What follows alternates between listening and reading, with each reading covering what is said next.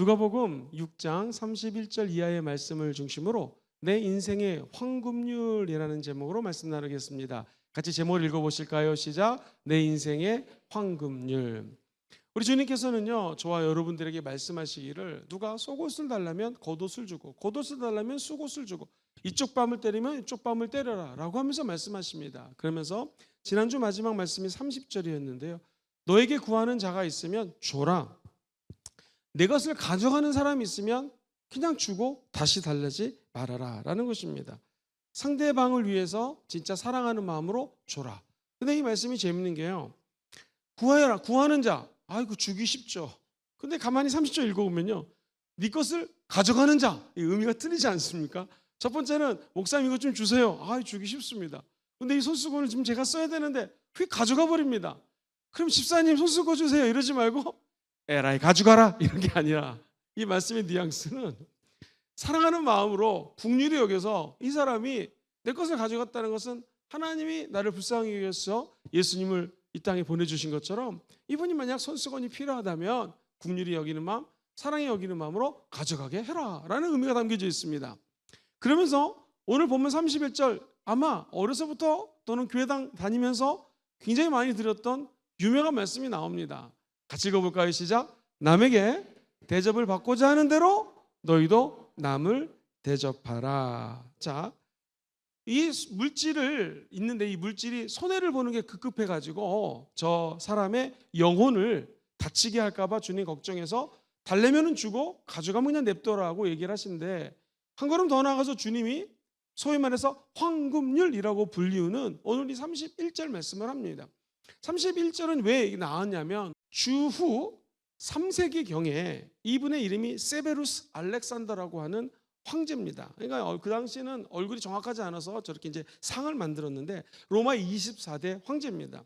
이 말씀이 오늘 이 누가복음 6장 31절 말씀, 마태복음에는 7장 12절 이하에 나오는데요. 남에게 대접받고자 하는 대로 너희도 남을 대접하라. 이것이 율법이요 선지자의 강령이다. 황금률이라고 얘기를 하는 이 말씀이 너무나 좋습니다. 그러니까 성경을 율법과 선지자라고 하는 두 가지 축이 있어요. 두 가지 기둥이 있는데 이 두 가지 기둥을 완성시킨 말씀이 이 말씀이다. 이 세비우스라는 사람이 얼마나 이 말씀이 좋았냐면은 그냥 문지방에다 걸어놓고 재판하기 전에 내가 남에게 대접받고 싶은 대로 여러분을 재판하겠습니다 라고 이 말씀을 외웠고요. 각 지방마다 관청이 있지 않겠습니까? 금정구 구청, 거기다가 또는 무슨 어느 동사무소, 모든 관청에다가 금으로 이 말씀을 기록하라는 거예요. 한 번에 암송하는 마음으로 외워볼까요? 너희가 남에게 대접을 받고자 하는 대로, 시작. 너희가 남에게 대접을 받고자 하는 대로 너희도 남을 어떻게 해요? 대접하라 라고 다 적어놨습니다. 온 동네방네다. 그래가지고 금으로 이 말씀을 적어서 골든 로, 황금률이 된 것입니다. 이 말씀이 그렇게 귀하게 여겨졌던 이유는 뭐냐면 그야말로 이 말씀대로 살아갈 때 우리는 하나님이 주신 사랑을 이웃에게 흘러보낼 수가 있고, 아, 이 사람들이 예수 믿는 사람이구나 라는 걸 깨달을 수가 있고요. 나도 저 사람처럼 살아야겠구나 라는 선교적 삶을 살아서 자연스럽게 전도가 된다는 것입니다. 이것을 학자들은요, 기독교 윤리가 일반 윤리와 틀리게 굉장히 적극적이다. 그래서 기독교 윤리의 적극성을 나타낸다고 표현을 합니다. 무슨 말이냐면요, 이 당시 유대인 중에서 유명한 랍비가 있었는데 랍비 이름이 재밌습니다. 헬렐이라고 하는 사람인데 이 사람이 이렇게 문서에다가 기록을 해놨습니다. 헬렐이 주장하는 것은 네가 싫어하는 것은 다른 사람들에게도 행치 말아라. 네가 하기 좋아하는 것을 다른 사람들에게 하라고 요구를 해라. 예를 들면 남에게 베푸는 거 힘들지 않습니까? 자기는 안 하면서 남들에게 해라 라면 안 된다라고 되게 이야기를 했습니다. 그러니까 이 말씀이 그 당시 사회의 모든 윤리의 기반이 되었습니다. 그러면 목사님, 이게 서양 사회만 이랬을까요? 아닙니다. 동양 사회도 마찬가지입니다. 공자 아시죠? 공자의 제자 중에 한 사람이 다가갑니다. 자공이라고 하는 제자가 선생님 질문 있습니다. 내가 평생 동안 실천할 수 있는 좀 말씀을 주십시오고 했더니 그 유명한 기소불욕, 물시어인이라는 말씀했습니다. 기소불력, 네가 하기 싫은 일들은 물시어인, 다른 사람들에게도 시키지 말아라. 똑같은 말이거든요. 근데 우리 예수님이 우리에게 주신 황금률은 뭐가 틀립니까? 지금 인류학적으로 너 하기 싫은 일 남한테 시키지 말아라. 되게 소극적이죠. 근데 기독교의 윤리는 매우 적극적입니다. 남에게 어떻게 하고 싶은 만큼 어떻게 하라고요? 대접받고 싶은 만큼 대접하라는 거예요. 이 말씀 속에는 세 가지가 담겨져 있습니다. 첫 번째, 대접하는 대상이 누구냐? 우리 부모님, 내 자식 대접하는 거 쉽습니다. 내 아내, 내 남편, 가족이니까. 근데 대접하는 대상이 자신이 아니라 누굴 대접하라는 거예요? 나하고 상관없는 사람, 내가 대접을 안 해도 되는 사람, 나하고 전혀 대접을 내가 안 한다고 해서 손해볼 게 없는 사람을 만나거든 그 사람에게도 대접을 하라는 것입니다. 대접하는 방법이 뭐냐면 내가 남들에게 받고 싶은 대접 있지 않습니까? 그것을 그대로 그 방법대로 대접하라는 것입니다. 내가 물을 대접받고 싶으면 물을 대접하고 사랑을 받고 싶으면 사랑을 대접하라는 것입니다. 세 번째가 재밌습니다. 그 정도를 얼마만큼 내가 대접을 해야 되겠습니까? 대접하는 정도는 내가 남에게 대접을 받고자 하는 만큼, 그만큼, 이만큼이면 이만큼 대접을 하고 이만큼 대접받고 싶으면 이만큼 대접하라는 것입니다. 사랑하는 성도님들, 대접받기가 좋으세요? 대접 안 받는 게 좋으세요? 너무나 당연한 얘기죠. 제가 한 번은 냉면을 먹고 싶어가지고 서울에서 근무할 때 냉면을 먹으러 갔는데요. 세상에 냉면을 시켰더니 고기를 시킨 게 아닙니다. 고깃집 가서 점심에 냉면을 시키는데 다른 사람들 고기를 먹고 있었거든요. 좀 미안하기도 하더라고요. 근데 사장님과 종업원들이 얼마나 서비스를 잘하는지 막 냉면 드시라고 하면서 막 갖다 주고 겨자도 갖다 주고 너무 잘 섬기는 거예요. 나오는데 더 미안한 게 안녕히 가십시오, 또 오십시오, 다 너무나 인사를 잘하는 거예요. 저희 교회성장연구소 직원이 17명 했는데요, 그 다음 주에 전체 회식하러 갔습니다. 정말 이분들이 손님을 모시는데 너무너무나 친절하고 대접받는다는 느낌으로 모시니 제가 무안할 정도였습니다. 그래서 제가 할 수 있는 범위 내에서 어차피 회식하는 거니까 전체 우리 직원들이 가가지고 밥을 먹고 고기를 팔아드렸던 기억이 있습니다. 저와 여러분도 마찬가지입니다. 남들에게 대접받고 싶은 만큼 또 대접을 하게 되면은 하나님께서는 신기하게도 저와 여러분들이 하는 그 섬김을 그냥 두지 않습니다. 성경에 보면은 주라 그리하면 어떻게 해요? 그렇습니다. 다시 되돌아오게 되는 거예요. 누르고 흔들어서 넘쳐서 되돌아오게 되는 것입니다. 30배, 60배, 100배, 1000배, 만배로 되돌아온다라는 것입니다. 사랑하는 성도님들, 혹시 시소를 타보셨습니까? 우리 인간관계가 시소와 같다라는 말을 들은 적이 있습니다. 시소를 타려면 앞에 사람을 높여주기 위해서 내가 낮아져야 됩니다. 그래야지 앞에 있는 사람이 올라갑니다. 이 사람도 올라가고 저도 올라갈 수 있는 방법은 없습니다. 둘이 같이 올라가는 건 없어요. 중간은 지킬 수 있지만 대부분 몸무게가 틀리기 때문에 기울어지게 되어 있죠. 마찬가지입니다. 이 말씀의 황금률의 핵심은 내가 낮아지고 다른 사람을 높여주라는 것입니다. 참 재밌는 게요, 우리 인간은 다른 사람에게 칭찬받고 싶은 마음이 다 있습니다. 칭찬받기 싫어하는 것은 어린이나 어른이나 없습니다. 다 인정받고 싶고 칭찬받고 싶고 중요한 위치에 참 자기 위치가 중요한 위치가 되기를 다 원합니다. 이 켄 블래차드라고 하는 한 작가가 샌디에고에 있는 시월드에 갔습니다. 깜짝 놀라는 장면이 펼쳐지는데요. 엄청 큰 범고래가 쇼를 하는데요. 범고래의 몸무게가 3톤입니다. 3톤. 1톤 아시죠? 1톤 트럭. 그 트럭의 3배 되는 무게입니다. 얼마나 무겁겠습니까? 근데 이게 막 점프를 하고 조련사가 시키는 대로 붕덩 들어갔다 다시 나오고 쇼를 합니다. 묘기를 부립니다. 너무 놀라가지고 이 작가가 물어봅니다. 아니 어떻게 하셨길래 이 큰 범고래가 저렇게 쇼를 합니까? 그랬더니 조련사가 하는 말이 고래도 사람하고 똑같습니다. 잘한다 잘한다 잘한다 무조건 칭찬해주면 진짜 잘한다라는 것입니다. 그래서 그 유명한 고래도 칭찬하면 춤을 춘다라는 책을 쓰게 되었습니다. 책 내용에 보면은 고래 반응이 나오고 뒤통수 치기 반응이 나옵니다. 고래 반응은 뭐냐면요, 고래에게 잘했다 잘했다 잘했다 칭찬을 하면 고래가 반응을 해서 더 열심히 조련사가 원하는 대로 쇼를 해준다라는 거고요. 뒤통수 치기 반응이라는 건 뭐냐면 야 너 그밖에 못해 그밖에 못해 아이 그러다 맨 끝에 뒤통수한테 치는 반응이 있다는 거예요. 그러면 절대로 동물이건 사람이건 열심히 안 한다라는 거예요. 학교에서 학생들을 가르쳐 보면은요, 잘한다 잘한다 그러면 정말 잘합니다. 설교를 하는데 제가 이제 설교학을 주로 많이 강의를 했었는데요. 어쩜 설교를 이렇게 못하는지 정말 설교를 못하는 분이 있었습니다. 잘한다 했더니 한 학기가 지나면 정말 잘하게 되는 거고요. 영어 설교를 가르치는데요, 이게 외국에 있던 친구들은 발음이 자연스럽게 영어를 익숙하게 발음을 하는데 우리나라에서만 영어 공부를 했으면 발음이 어렵습니다. 그런데 열정을 가지고 목사님, 교수님, 제가 조용기 목사님 흉내를 내보겠습니다 그러면서 막 영어를 그냥 조용기 목사님 흉내내면서 하는데 발음도 틀리고 문법도 틀리고 한 가지만 맞아요. 예수 할 때 지저스 요것만 딱 맞습니다. 그것만 비슷하게 하는데 너무 열정적으로 하는 거예요. 그래서 제가 그 한 가지만 칭찬했습니다. 어쩜 조용기 목사님하고 지저스가 똑같냐. 나중에는 이분이 영어를 하는데 정말 잘하더라고요. 제가 섬겼던 영어 예배 와가지고 같이 하다 나중엔 그 영어 예배 전도사님이 됐던 그 엄유준 목사님의 간증이 있습니다. 우리가요 못한다고 그러면 진짜 못하지만 잘한다고 하면 잘할 수가 있습니다.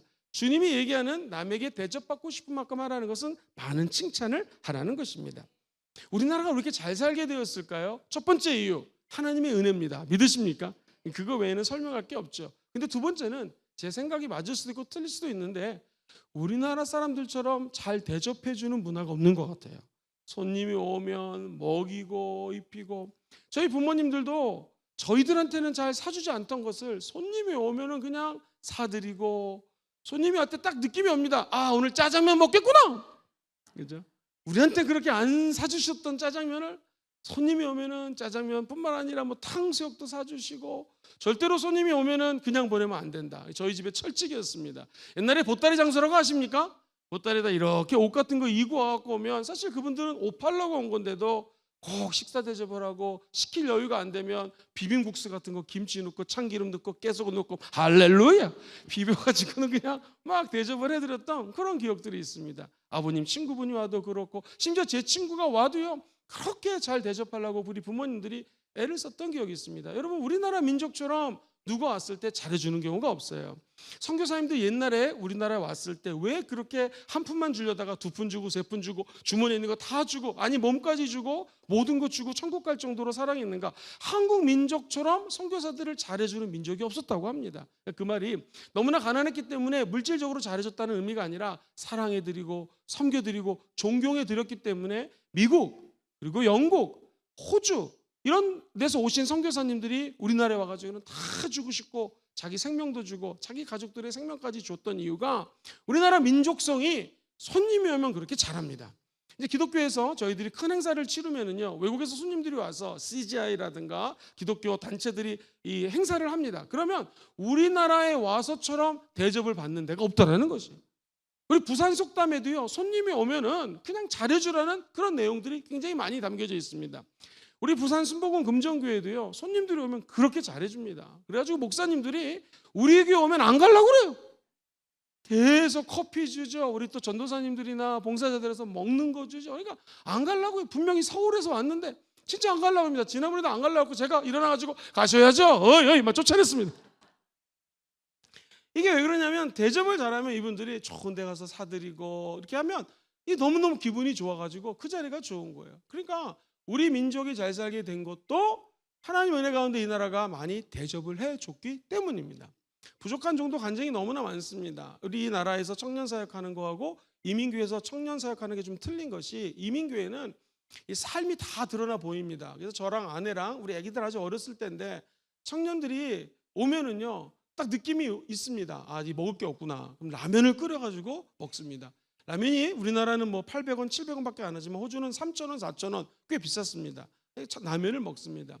그리고 청년들 가운데서요, 살던 집에서 일주일 동안 돈을 내는 돈이 한 20만 원 되기 때문에 비쌉니다. 그러니까 한 달, 두 달 이 돈이 생기지 않을 경우에는 잘 데가 없는 경우가 있습니다. 그럼 우리 집에 와가지고 목사님, 제가 한 주에 원래 20만 원을 냈는데 5만 원만 내고 좀 살 수 있도록 해주세요. 저희 집에 와서 두 달이고 세 달이고 삽니다.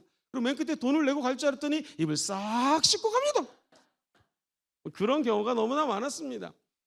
뭐 여러 가지 케이스들이 많았는데, 지금 제 짧은 제 사역이지만 아직 젊은 종이지만 돌이켜보면 제가 이렇게 큰 은혜 가운데 축복을 받았던 이유는 그런 일을 저보다도 제 아내가 참 잘했는데요, 아낌없이 나눠줬던 것이 하나님께서 보시고 다 복을 허락하여 주시더라는 것입니다. 아마 여기 계신 모든 분도 마찬가지일 것입니다. 주변에 잘 되시는 분들, 남에게 대접받고 싶은 만큼 대접을 하면 하나님께서는 그 가정, 나라, 민족을 그냥 두지 않습니다. 반드시 복의 복을 허락하여 주실 줄 믿습니다.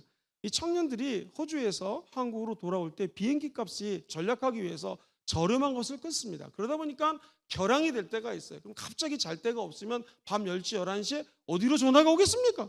담임 목사님은 너무나 어르신이고 이제 전화드리기 어려우니까 청년부 담당 목사에게 전화가 옵니다. 그럼 밤늦게 픽업을 가서 공항에서 우리 집에 와서 하루 이틀 잤다가 비행기가 다시 또 연결되면 가고, 그분들 갈 때 이렇게 얘기합니다. 목사님, 이틀 동안 잔 거 제가 하주 가면, 한국 가면 돈 보내드릴게요. 입을 싹 씻고 아직까지 연락이 없습니다.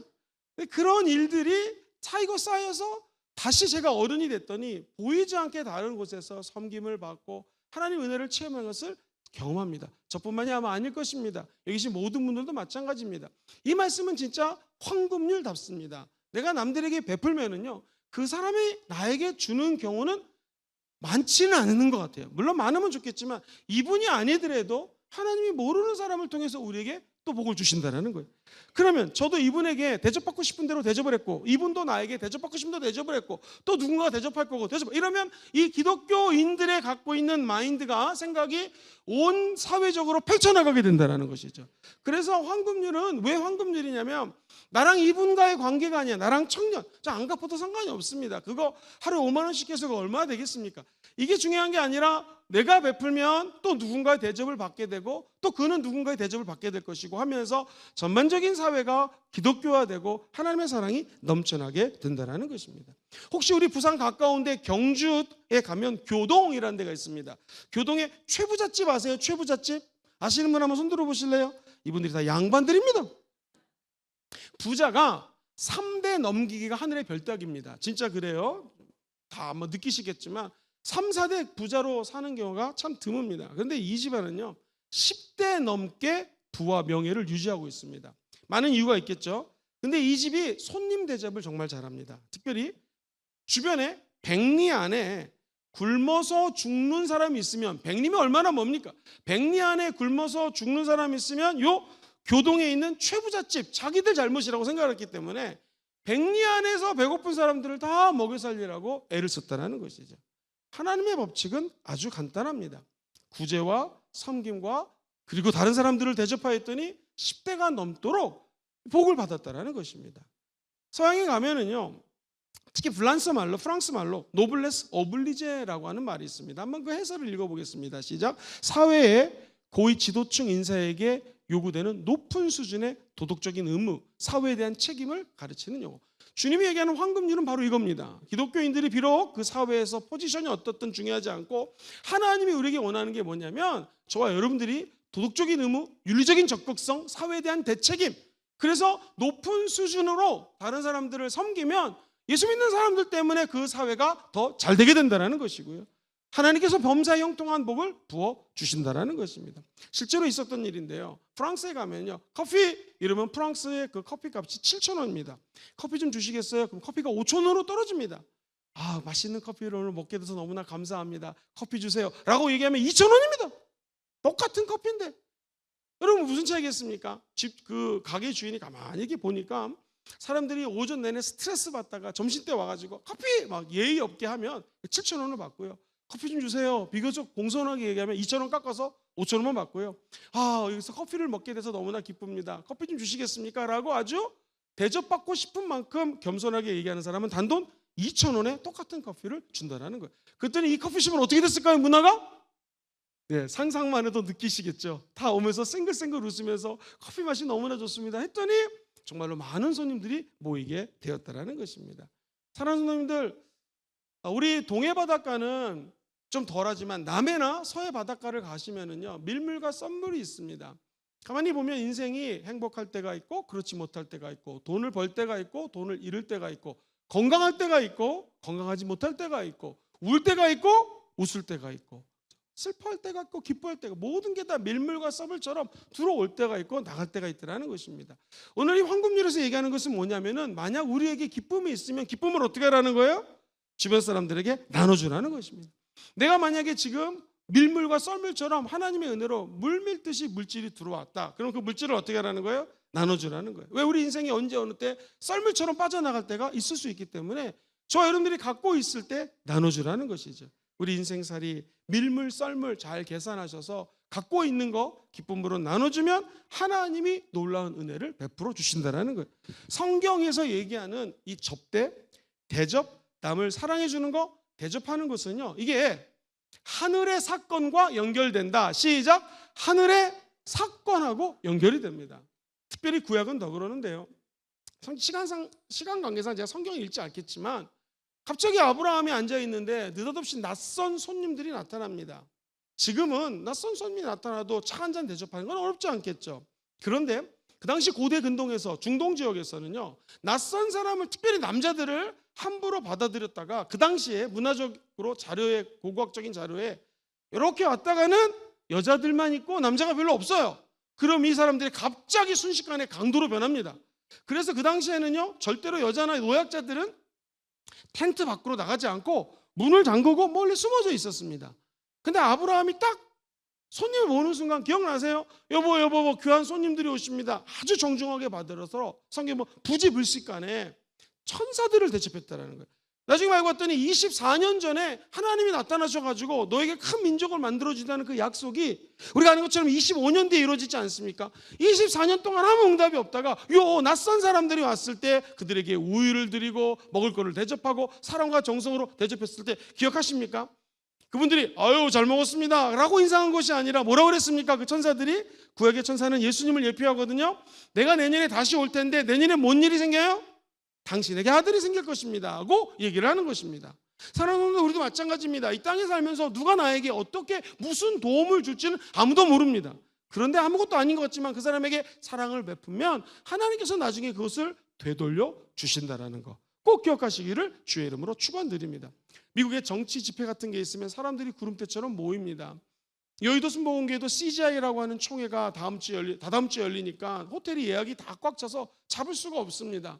그러니 옛날에도 호텔을 큰 정치 집회가 있을 때는 잡기가 어렵겠죠. 한 노인 어르신과 아내 되시는 분이 왔습니다. 호텔에서 일하는 사람이 지금 꽉 방이 차서 없습니다. 그런데 지금 비도 내리고 필라델피아에서 너무너무 안쓰러워 보이니까 제 방을 빨리 청소해 드릴 테니까, 비록 문간방 같지만 여기서 주무시자고 이분이 열심히 청소한 다음에 그 어르신들을 재우게 했습니다.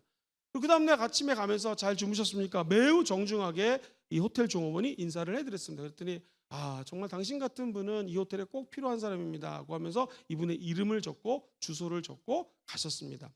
나중에 편지가 왔는데 느낌이 오시죠? 무슨 내용이었을까요? 저는 사실 이 지역에 굉장히 부자입니다. 큰 아스토라스라고 하는 호텔을 졌으니 당신이 이곳에 와서 총지배인이 돼주십시오 하면서 아내와 함께 올 수 있는 비행기 티켓과 얼마간의 사례를 드리겠습니다 하면서 지금 받았던 월급보다도 훨씬 더 많은 월급을 받는 그런 사람으로 하나님이 복을 내려 주셨다는 것입니다.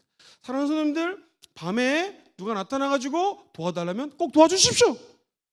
기도하시면서 도와주셔야 됩니다. 제가 조영기 목사님 설교를 들으면서 잊지 못한 간증이 하나 있습니다. 실제로 있었던 일인데요. 우리 연세대학교 바로 옆에 세브란스 병원이 있습니다. 그 병원 앞에 어떤 의사 선생님이 지나가는데 막 싸움이 붙은 거예요. 가만히 보니까 택시기사하고 백인하고 싸움이 붙은 거예요. 백인 할아버지하고. 이유인즉 바가지 요금을 했다. 택시기사는 아니라 막 싸움이 붙었는데 그게 얼마인가 봤더니 3만 원이래요. 그래가지고 이 의사 선생님이 3만 원을 내가지고 기사에게 드렸습니다. 그러면서 영어를 좀 할 줄 아니까 아마 뭔가 오해가 있었던 것 같습니다. 우리나라는 좋은 나라입니다. 그러면서 안녕히 가십시오 했더니 그 어르신이, 미국 백인 할아버지가 눈물을 흘리면서 글썽글썽거리면서 명함을 달라고 해요. 명함을 줬습니다. 나중에 얼마 시간이 지나서 편지가 왔습니다. 미국은 변호사를 써서 자기가 죽으면 유언을 남기는데 그 유언장이 법정 시행령이 바로 있습니다. 근데 뭐라고 적혀져 있냐면 자기가 미국에서 큰 농장주인데 이 엄청나게 큰 농장을 갖다가 누구에게 이 농장을 넘겨줬을까요? 그 의사 선생님, 내가 한국 갔을 때 언어가 안 돼가지고 힘들었는데 막 싸울 때 와가지고 택시비를 내준 그 의사 선생님에게 그 큰 농장을 갖다가 넘겨준다라는 거예요. 오늘 예배 마치면 택시 정류장으로 떠집시다. 싸우는 사람을 발견하면 어떻게 하셔야 돼요?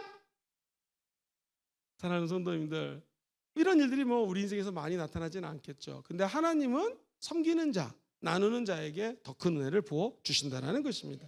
어떻게 보면 25장에 보면 재밌는 말씀이 나와요. 우리 주님이 양의 무리하고 염소의 무리를 갈라놓습니다. 아시는 것처럼 양을 키울 때 어쩔 수 없이 염소가 끼어듭니다. 근데 주님은 나중에 양하고 염소하고 나눠가지고 양은 이제 천국으로 가고 염소는 그렇지 않습니다. 근데 우리 주님이 재미 말씀을 하십니다. 양의 그룹에게 이렇게 얘기합니다. 너희들이 내가 배고플 때 먹을 것을 줬고 목마를 때 마실 것을 줬고 나그네 되었을 때 나를 영접했다. 오늘 말씀 그대로 아니에요? 황금률이지 않습니까? 대접받고 싶은 대로 너희가 날 대접했다. 그랬더니 이 양으로 비유된 사람들이 양심에 찔렸어요. 이렇게 질문합니다. 아니 우리가 언제 주님을 대접했습니까? 아무리 생각해도 주님을 대접한 적이 없어요. 그때 우리 주님이 유명한 말씀을 하죠. 지극히 작은 자에게 한 것이 곧 나에게 한 것이다. 시작. 지극히 작은 자에게 한 것이 곧 나에게 한 것이다. 성경에서 이 얘기하는 하나님 나라에 들어가는 양의 집단, 양의 무리는 뭐냐면 당연히 잘할 사람들한테 잘하는 것이 아니라 남들이 잘 안 하는 소외되고 어려운 사람에게 잘하는 사람, 그 사람이 어디 간다는 거예요? 천국에 간다는 것입니다. 지극히 작은 자, 작은 소자, 어린이에게 잘하는 사람, 물이 막 먹고 싶은데 물이 없는 사람에게 물을 나눠주는 사람, 커피가 먹고 싶은데 커피를 무료로 나눠주는 그러한 단체. 저는 우리 순복음공동체가 약수물을 주고 커피를 무료 주고 여기 있는 모든 분들이 다 천국 가게 될 줄 믿습니다. 아니 시어머니가 이방 시어머니고요. 내가 이분한테 굳이 잘해줄 필요가 없습니다. 왜? 그 당시 법에는 남편이 죽으면 이제는 나는 끝난 거거든요. 근데 루시라고 하는 이 여인이 나오미라고 하는 시어머니를 끝까지 따라갑니다. 그리고 내가 대접받고 싶은 마음으로 시어머니를 지극정성으로 대접합니다. 시어머니도 이 딸 같은 며느리를 보면서 얘 어떻게 시집을 보내야 되는데 어떻게 할까 하다가 자기 친족 중에 보아스라고 하는 사람을 또 만나게 됩니다. 결국 룻은 어떻게 됐습니까? 보아스의 호의를 얻어가지고 보아스는 영적으로 예수님을 상징합니다. 결혼을 하게 됩니다. 그리고 예수님이 족보에 올라가는 역사가 이방 여인 룻에게 나타납니다. 룻은 나오미에게 잘할 필요가 있다 없다? 없어요. 남편이 죽으면 이제 이 여인은 나오미는 완전히 남입니다. 남에게 대접받고 싶은 만큼 대접을 하는 마음, 그랬을 때 하나님은 그 마음을 보시고 더 큰 은혜를 주신다는 것입니다. 지금 한 과부가 있습니다. 그런데 아들이랑 먹으려고 밀가루 한 움큼 그리고 기름 조금 남았습니다. 이걸로 빵을 해 먹든지 떡을 해 먹고 우린 죽을 수밖에 없는 아주 기근이 찾아온 어려운 상황입니다. 옛날 우리 6.25 지나고 나서 보릿고개보다 더 어려웠을 것입니다. 근데 이 사람에게 나타나가지고 이 가정에 나타나서 엘리야는 말 보십시오. 그걸 나에게 달라는 것입니다. 아니 아무리 선지자지만 이걸 오늘날쯤 목사님쯤 되겠죠. 목사님에게 굳이 이 빵을 만들어서 드릴 필요는 없거든요. 그런데 이 과부는 순종합니다. 자신의 절망적인 상황 속에서도 남을 대접합니다. 자, 그 결과 하나님은 이 집안이 기름이 끊어지지 않고 밀가루가 끊어지지 않게 합니다. 언제까지? 기근이 끝날 때까지. 사랑하는 선생님들, 남에게 베풀 때 그 희생을 보시고 주님은 다 보상해 주신다는 것입니다. 아마 여러분들이 지금 이렇게 살고 있는 것은요, 아까 제가 조그만 선행을 얘기했는데 저 선행 말고 누군가 우리 주변에서 저를 위해서 희생해 줬기 때문에 제가 이렇게 사는 것이고, 여기 계신 분들이 이렇게 살 수 있는 것은 누군가가 여러분을 위해서 희생해 주셨기 때문에 살 수 있다는 것입니다. 그 희생의 극치가 누구냐면 바로 우리 예수님의 십자가 사랑입니다. 십자가에서 저와 여러분들을 하나님의 아들로 대접해 주시기 위해서 죄와 허물로 죽을 수밖에 없는 우리를 십자가에서 죽으시고 우리를 대접해 주셨습니다. 그래서 우리가 하나님의 자녀가 되었다는 것이죠. 황금률을 실천하신 분은 예수님이십니다. 그래서 지금은 꼭 우리 가정이 예수를 몇 대째 믿어서 내가 선행을 해서 복을 받는 사람들이 아니라 우리는 예수님이 십자가에서 저와 여러분을 생명까지 아끼지 않고 주신 그 사랑 때문에, 황금률 같은 은혜 때문에 구원을 받게 된 것이고요, 이 땅에 살아갈 수 있는 은혜를 체험하는 자들인 줄 믿습니다. 목사님, 이 귀한 황금률, 남에게 대접받고 싶은 대로 너희로 대접하라, 내가 어떻게 실천할 수 있을까요? 두 번째, 황금률의 실천입니다. 이것은 한번 따라볼까요? 이기심을 넘어서기. 시작. 이기심을 넘어서기. 우리는요, 저를 포함해서 모든 사람들이 다 이기적입니다. 나를 생각할 수밖에 없어요. 왜? 내가 급하고 내 몸이 중요하니까. 근데 황금률은 이 이기심을 넘어설 때, 순복음적으로 얘기하면 이기심을 초월할 때, 초월성입니다. 4차원의 영적 세계는 초월성이거든요. 이기심, 나만이 갖고 있는 욕심, 이것을 넘어서는 초월성을 가질 때 하나님은 이 황금률을 실천할 수 있는 은혜를 주십니다. 32절 같이 읽어볼게요. 32절 시작. 너희가 만일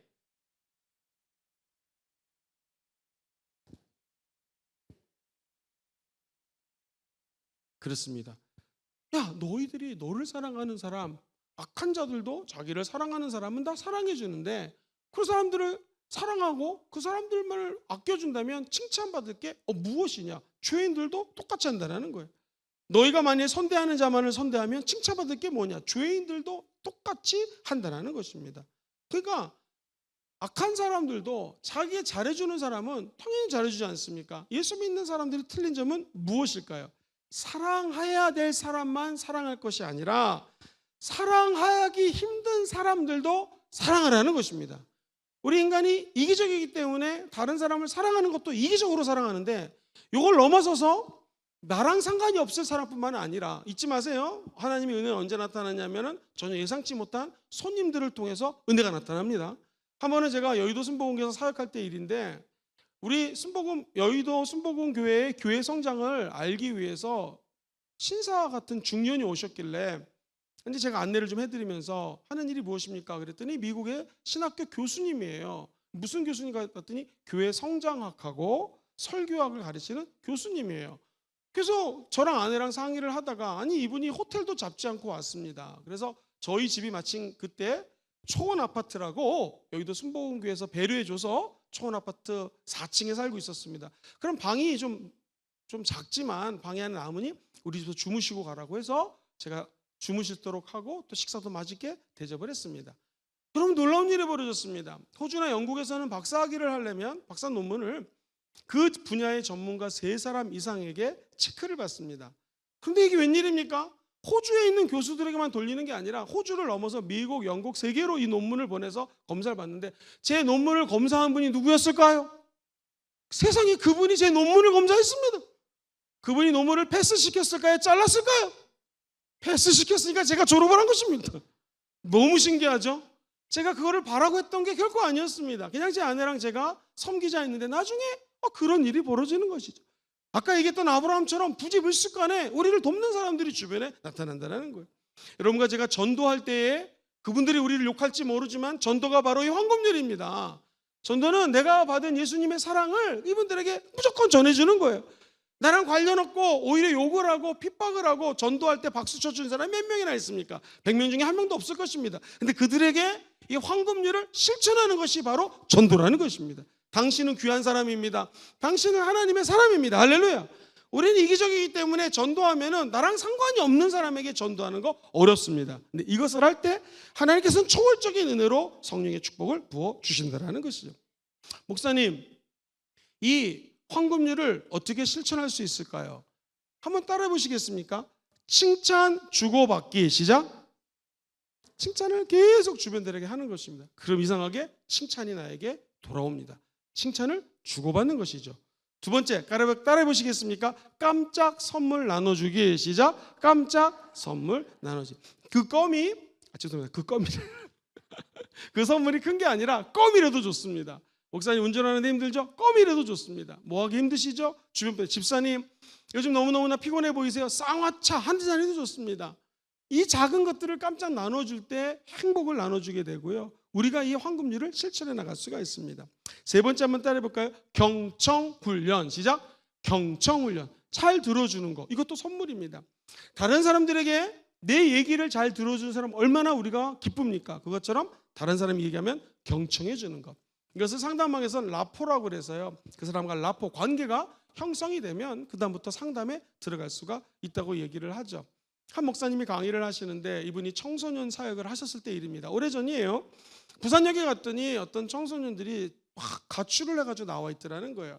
그래서 한 청년에게 물어봤습니다. 청소년에게 너 왜 집 나왔니? 그때 하는 말이 아이고 엄마가 때려서 열받아갖고 나왔어요 그러더래요.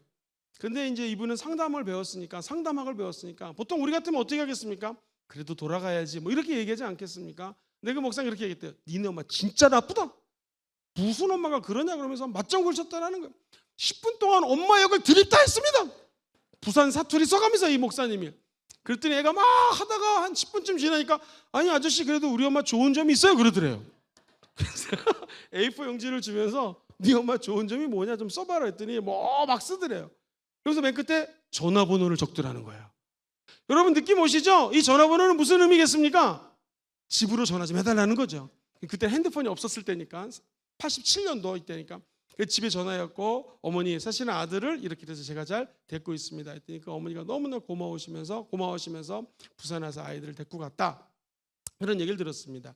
누군가가 내 얘기를 경청해 줄 때, 그렇죠, 엄마랑 싸워가지고 지금 열받아가지고 가출해 있는데 너는 왜 가출을 했냐 이렇게 다그치는 게 아니라 경청해 주고 그 마음을 공감해 줄 때 아이들이 마음 문을 연다라는 거예요. 예전에 했던 일입니다. 예전에 있던 교회에서 칭찬 나무를 만들어 가지고, 예를 들면 제가 앞에 있는 우리 집사님들을 칭찬하고 싶으면 아무개 집사님 이래서 칭찬합니다 하면서 나무에다 걸어 놓습니다. 그럼 또 그 집사님 자기가 볼 수도 있고 지나가는 사람들이 누가 했는지 모르지만 칭찬한 내용을 서로 걸어주는 것이죠. 가정에도 할 수 있고 그룹도 할 수 있고 아동부면 아동부, 유치부면 유치부에서 얼마든지 칭찬하는 운동을 펼칠 수가 있습니다. 근데 제가 이 황금률을 갖다가 어떻게 하면 적용할 수 있을까라고 좀 자료들을 찾아봤더니 이구동성으로 하는 말이, 따라해볼까요? 감사일기 쓰기. 시작. 감사일기 쓰기. 이게 최고라는 거예요. 감사일기에다가 황금률 실천한 것을 적어서 내가 이렇게 다른 사람들을 섬겼습니다 쓸 수 있고요. 한번 따라해볼까요? 감사 문자 보내기. 시작. 감사 문자 보내기. 이래서 감사합니다 라고 문자 보내는 거 엄청나게 힘이 있고요. 또 한번 따라해볼까요? 감사 편지 보내기. 시작. 감사 편지 보내기. 감사를 정성스럽게 적어서 편지를 보내는 거. 이럴 때 우리는 이 황금률을 실천할 수 있다는 거예요. 누가복음 6장 32절에 너희를 사랑하는 자만 사랑하면 무슨 그 칭찬받을 것이 있는가? 죄인들도 이렇게 한다는 것입니다. 여기 보시면 32절 한번 올려주시겠습니다. 같이 읽어보죠. 시작. 너희가 만일 너희를 사랑하는 자만을 사랑하면 칭찬받을 것이 뭐냐? 죄인들도 사랑하는 자를 사랑한다고 얘기를 합니다. 사랑하는 누님들, 우리가 갖고 있는 이 사랑은요, 하나님이 예수 그리스도를 통해서 아가페 사랑으로 주신 참된 사랑입니다. 세상에서 얘기하는 그런 사랑하고는 너무너무 틀린 것이죠. 이 사랑을 받은 우리가 다른 사람들을 조건 없이 사랑해줘라 라고 얘기해요. 33절도 한번 읽어볼게요. 시작. 너희가 만일 선대하는 자만을 선대하면 칭찬받을 것이 뭐냐? 죄인들도 이렇게 한다는 거예요. 그래서 34절, 너희가 받기를 바라고 사람들에게 구워주면 칭찬받을 게 무엇이냐? 죄인들도 그만큼 받고자 하여 죄인들에게 구워주고 이잣돈 받는다는 것입니다. 그러니까 우리 하나님의 나라는 상반된 가치가 있는데, 이게 상반된 가치가 뭐냐면 35절 말씀입니다. 시작. 오직 너희는 원수를 사랑하고 선대하며 아무것도 바라지 말고 구워주라. 그 다음에 또 시작. 그러면 너희의 상이 클 것이요 또 지극히 높으신 이의 아들이 되리니 그는 은혜를 모르는 자와 악한 자에게도 인자하다. 저 여러분들이 이렇게 황금률을 지키면 너희의 상이 어떻다고요? 커요. 이 상이 제일 큰데 이 물질로 보상받는 상뿐만 아니라 두 번째 줄 시작. 또 지극히 높으신 분 하나님의 아들이 된다. 와, 하나님은 은혜를 모르는 자, 이 은혜를 모르는 자가 우리가 전도 대상자입니다. 지금 예수를 모르고 살아가는 사람들. 그리고 악한 자, 이 악한 자는 세상에서 마귀에게 눌려서 자기도 모르게 악한 짓을 하고 있는 사람들입니다. 은혜를 모르는 불신자들, 마귀에게 눌린 자들에게도 어떻게 하시다고 우리 하나님은요? 인자하시니까 너도 하나님처럼 인자한 마음을 가지고 살라라는 것입니다. 이게 참 무서운 말이거든요. 우리가 왜 다른 사람들을 위해서 칭찬하고 격려를 해야 되는가? 36절에 나옵니다. 같이 천천히 읽어보겠습니다. 시작. 너희 아버지의 자비로움 같이 너희도 어떻게 하라고요? 자비로. 이 자비로는요, 오이크티르몬이란 말인데 깊은 동정입니다. 깊은 동정. 그리고 깊은 사랑이에요. 하나님이 너를 깊이 사랑하고 너를 깊이 동정했던 것처럼 다른 사람을 깊이 사랑하고 동정해라. 이 자비라고 하는 말을 묵상해 보면은요, 한번 따라해 볼까요? 나에게는 절망뿐입니다. 시작. 나에게는 절망뿐입니다. 우리 인간은 죄인이기 때문에 절망뿐이에요. 다른 사람들을 사랑하고 황금률 지키자고 저도 이렇게 선포하지만 이게 말처럼 되지가 않습니다. 다른 사람들을 자비롭게 여기는 거 어렵습니다. 그런데 그리스도의 도우심으로 말미암아 이 명령이 시행될 수 있음. 시작. 그리스도의 도우심으로 말미암아 이 명령이 시행됐어요. 사도행전 보세요. 사도행전이 뭡니까? 사도행전은요, 어차피 증인되는데 네 힘으로 할 수 없잖아. 다른 사람 사랑해야 되는데 네 힘으로 할 수 없잖아요. 전도하고 복음 전가해야 되는데 우리 힘으로 할 수 없잖아요. 그래서 오직 성령이 임하시면 너희가 권능을 받고 예루살렘과 유대와 사마리아 땅끝까지 누구 증인? 예수 증인 되기 위해서 성령이 부어주신다는 것입니다. 자비가 똑같아요. 내가 거룩하니 너희도 거룩하라. 우리 인간이 어떻게 거룩해집니까? 그래서 우리 힘을 할 수 없기 때문에 성령이 필요한 것이고요. 자비로워라. 너희도 자비로워라. 하나님 자비로우니까 너희도 인간의 힘을 할 수 없습니다. 그래서 저와 여러분이 하나님의 도움이 필요한 것이죠. 하나님의 도움을 받아 사랑하고 자비하고 나눠주다 보면 우리의 위치가 고귀해지는 것입니다. 그리고 우리의 신앙도 깊어지는 것이고요. 그런 분들과 인격적인 교제를 나누면서 행복해질 수가 있는 것입니다. 히브리서 2장 11절 큰 소리를 읽어봐요. 시작. 거룩하게 하시는 이와 거룩하게 함을 입은 자들이 다 한 근원에서 난지라. 그러므로 형제라 부르시기를 우리 예수님이 부끄러워하지 않았다는 거예요. 솔직히 우리가 거룩합니까? 아니요, 거룩하지 않아요. 근데 우리 거룩하게 하시는 분, 그 하나님으로부터 근원에서부터 거룩이 나오니까 우리 주님이 저와 여러분들을 형제라 불렀다라는 거예요.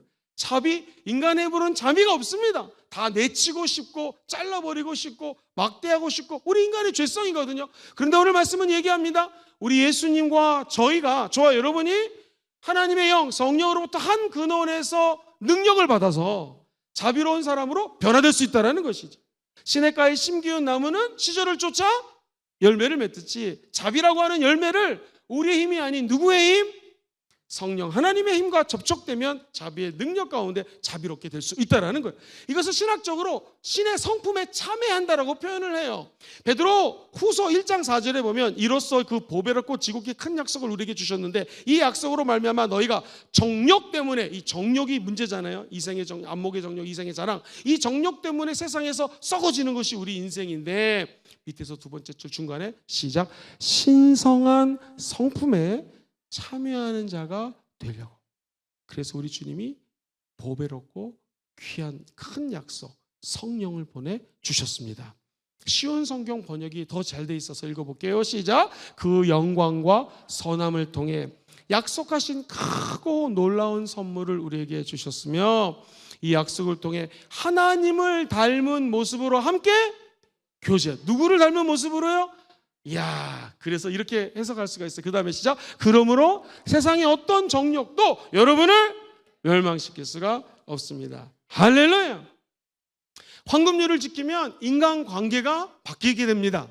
황금률을 지키면 갈등이 있다가 해결됩니다. 왜? 대접받고 싶은 대로 대접하니까. 황금률을 지키면 내가 인생이 긍정적인 삶으로 변화되가 됩니다. 그리고 황금률을 지키면 내가 성장이 됩니다. 자아 성장.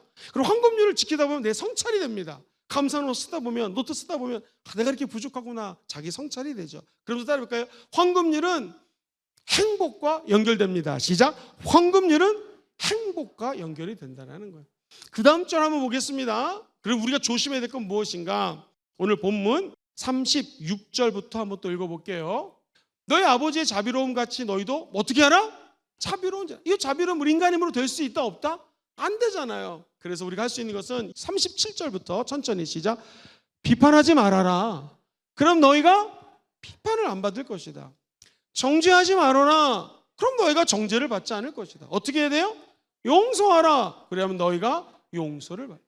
비판하면 그 비판이 돌아서 나에게 다가오고, 정죄를 하면 돌아서 내가 정죄를 받게 되는 거예요.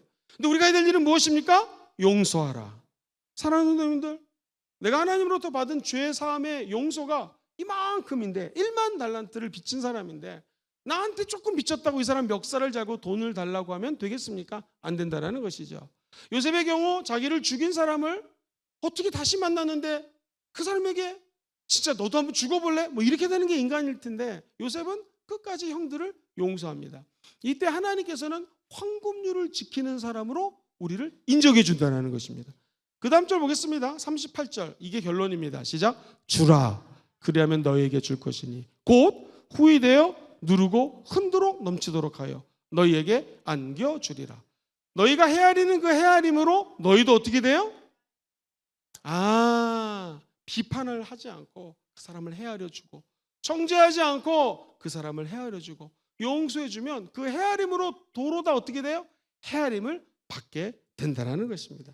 주라라는 말이 재밌어요. 헬라어 말은요, 주라 한번 따라할까요? 모든 선물을 주라. 시작. 모든 선물을. 이 말은 아낌없이 주라는 거예요. 재밌게도요, 저와 여러분들에게 주라 했더니 단어가요, 한번 요한복음 3장 16절 시작. 하나님이 세상을 이처럼 사랑하사 독생성자 예수님을 우리에게 주셨죠. 요 주라고 똑같은 거예요. 하나님이 아낌없이 그 아들을 준 것처럼 너희들도 아끼는 것들을 주라는 것입니다. 여러분이 아끼는 게 가장 무엇입니까? 물질, 명예, 자녀, 갖고 있는 것들을 하나님이 밀물썰물의 법칙에 의해서, 시수의 법칙에 의해서 나에게 준 게 있으면 내가 낮아지고 후히 되돌아올 수 있도록 나눠주라는 것입니다. 그러면 주는데 최대한 후히 되어 주리라는 것은 하나님이 이런 거예요. 여기 이만한 통에다가 제가 큰 콩을 담아가지고 선물로 드립니다. 인간이 줄 수 있는 최고의 선물인데 이렇게 주지 말고 하나님의 축복은 네가 주라. 콩을 담아서 주면 하나님은 이 콩에다가 조그만 틈들 있지 않습니까? 거기다가 금도 채워주시고 은도 채워주시고 금가루도 부어주시고 가득 채워서 돌려주신다는 것이 이 말의 원뜻입니다.